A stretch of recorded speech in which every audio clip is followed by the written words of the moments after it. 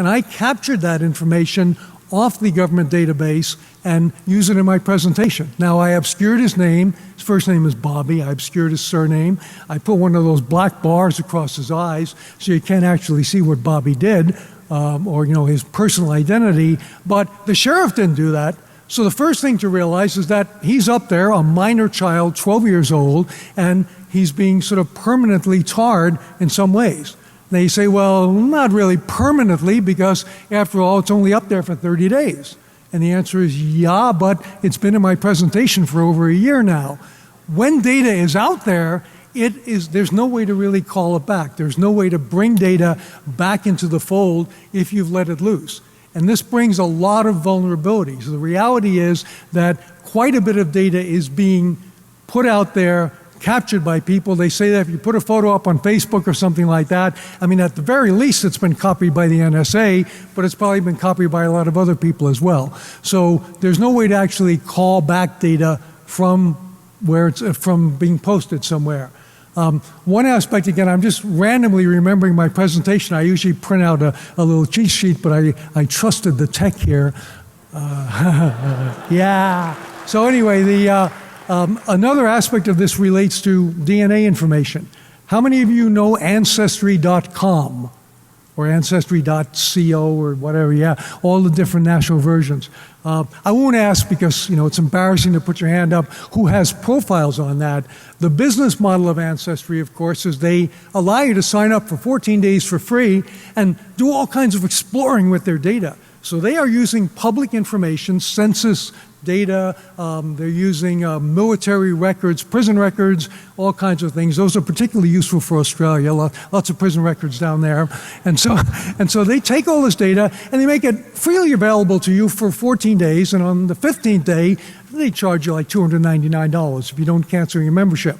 Now, it's an interesting model because they're taking public data and eventually making money from it. But, we assume that that's probably okay. Second thing, though, of course, is that after you leave, after you tell them, hey, I don't want to sign up for the $299, they go out there and they keep your data. So they know your family tree. So you have enriched their database, and guess what? You can cancel your account. You can, check into the Hotel of California. You can never check out your data. It is permanently part of their database. So a few years ago, they got a brainwave. They said, what would make this a lot better? Send us your DNA.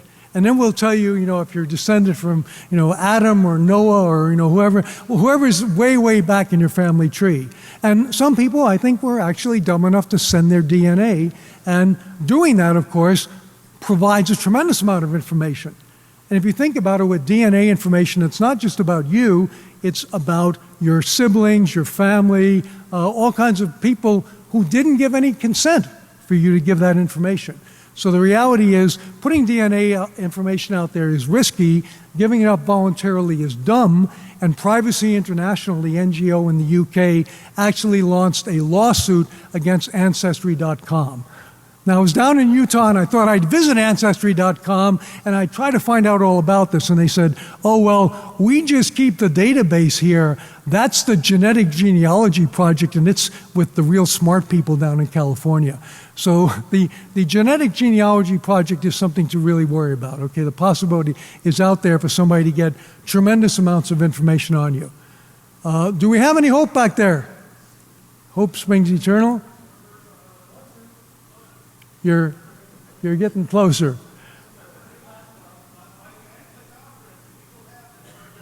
So everyone leave your laptop at the door, right? So a couple of principles on dealing with this data. Okay, the New York City released with great fanfare in 2009, New York City Data Mine, and they had 110 databases there. And they said, these are all interesting things, like all the women's organizations in New York City are now in this database. Well, they realized a day later that they had forgotten to take out the private email addresses and the secret questions. So what was your first pet is the most common secret question, and Fluffy is the most common answer. So that information was disclosed out there, and the next day there were only 109 public databases from New York City because they had to go in there and they had to take back some of that information. I want to explain an experiment to you that I did with what's called openphilly.com. So Philadelphia is one of the leading cities in making their data open, and they went out there and they actually put online contribution records. Now again, because it's an international audience, it varies a lot from country to country. But in the United States, there's laws about campaign contributions, particularly those over $200, that say that if you make a contribution, you have to go out there and you have to give your name, your address, and your occupation. And those things are publicly available information. Well, what Philadelphia did is they took all the contributions, even the ones of $1.49, for the last 7 years, retroactively, and they put them up in this wonderful database. Now, we're going to get technical one more time. It was put up there with a front end that said you can query this database, but hey, you better not go out there and actually download it. Like, it's not for downloading. Okay, so here's how you download it. And any of my computer science students who didn't get this would get an F. First, you say, tell me all the people, download all the people whose first name begins with A. Then you do all the people whose last name begins with A. Then you do the last names beginning with B and C and D. See the pattern? So within about 8 minutes, I had a comma-separated file of all of these contributions. And then I started to torture the data and have a little bit of fun with it. So I said, well, what can I find out? Who in this room knows who Ronald Rivest is? Okay, who's heard of RSA, Rivest Shamir Edelman? Okay, there is a candidate, her name is Shelley something or other, in Philadelphia, and all of her contributions seem to be local, except one came from Massachusetts. Well, who was it? It was Ron Rivest, and he obviously endorsed this candidate enough that he sent money to her. So, by plotting the data on a bit of a graph, I was actually able to find some interesting things. The most interesting thing I found was that an awful lot of people in Philadelphia live in the same place, 1719 Spring Street. I mean, thousands of people live there. And I went, what the heck is this? So I run over to Google Maps and I bring it up, and it is the office of the International Brotherhood of Electrical Workers. So I think you can see the scene. Guido comes in, he's going to get his job as an electrical worker, and they say, wait a minute, come over here, you got to make this contribution. And he says, oh yeah, I got to do that, right? And he fill out the form. And when people do campaign contributions, they're very scrupulous about putting some address down because they want to get the tax receipt. But maybe he doesn't want to give his own address. Maybe he's in the witness protection program or something. So they go, we'll use the address of the union. So a significant number of the contributions to certain candidates map back to that one building, which is the headquarters of the union. Now then I thought I'd be a real sort of objective computer scientist and run a statistical study. So I found out the most common names in the United States, names like Jones and Smith, and I did an analysis. The only reason really to publish the name and address of political contributors that I could see is if there's 2 John Smiths and you want to know which one it is. So I actually did a statistical test and I found there were 385 J. Smiths, and the actual power or the need to actually resolve duplicates came down to only about 3 or 4. So there was almost no information added by having this, but there was a significant privacy risk. So what I'm suggesting to governments is that they need to go out there and think long and hard about how they put out the data, why they put out the data. Now, again, I don't know if we ever get the images, and we're going to have like a flash dance of the images if we do get them up here. But I have a complete stalking exercise I did on a notable Albertan. He actually was the president of an airline. And I said, to tell you the truth, I started with the premier of the province. And I said, how well does he protect his privacy? And my first test was, is his phone number unlisted? And it was. So then I worked down to other people. And finally, I found the president of a pretty big airline whose home phone number was listed. In fact, it's still listed if you look hard enough. So then I went from his home phone number. Hey, we have the technology. Okay, so Monkey or whoever's back there, work with me, darling, and let's make this happen, okay? So go forward. Just keep, I'll say next. Okay, so we talked about this. Stop right there. Okay, New York City. Okay, this is one we didn't talk about. New York City data mine.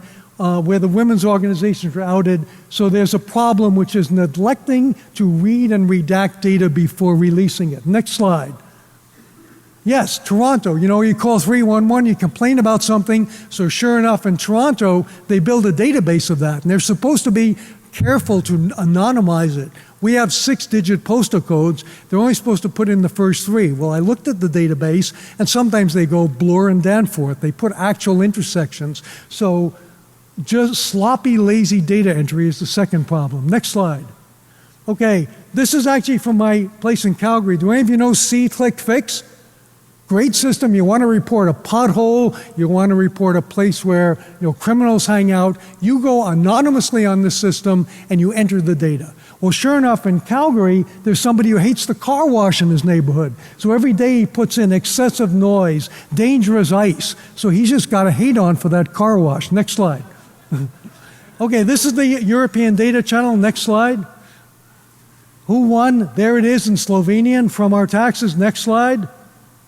Okay, who wouldn't agree with that? Well, the judge ordered them to take down the data. Next slide.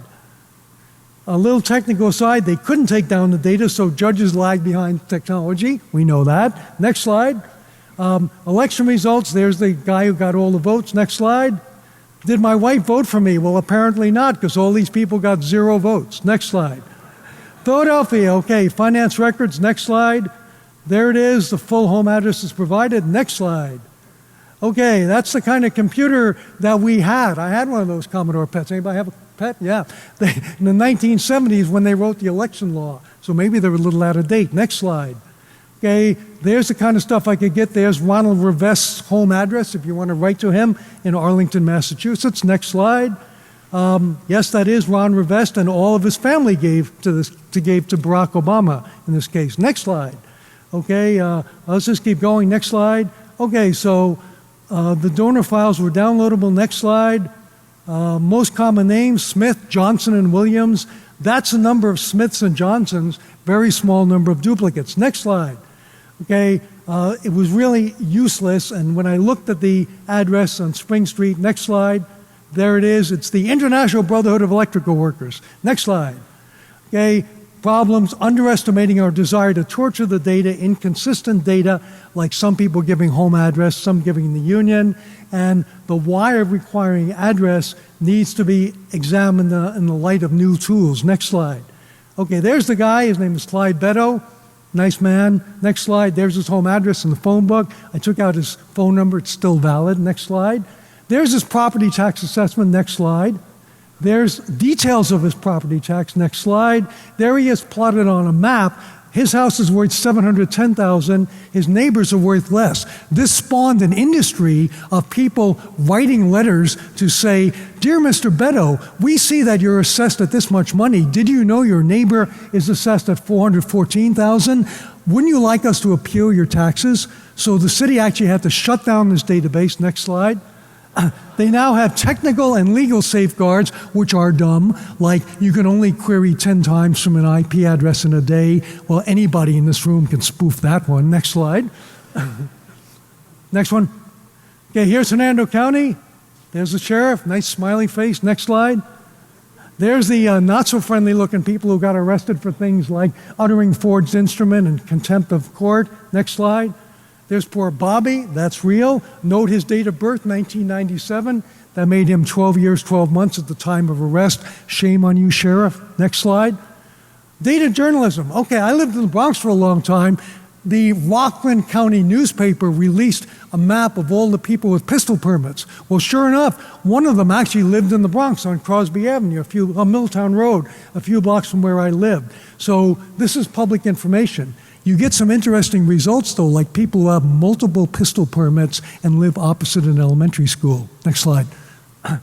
Okay, so here's a kind of provocative question. Should the rich have less privacy? You know, when we go out there and we do data journalism on rich people, like corporate directors, we could also go out there and find people who are abusing the SNAP food stamp program. But it's an interesting societal question.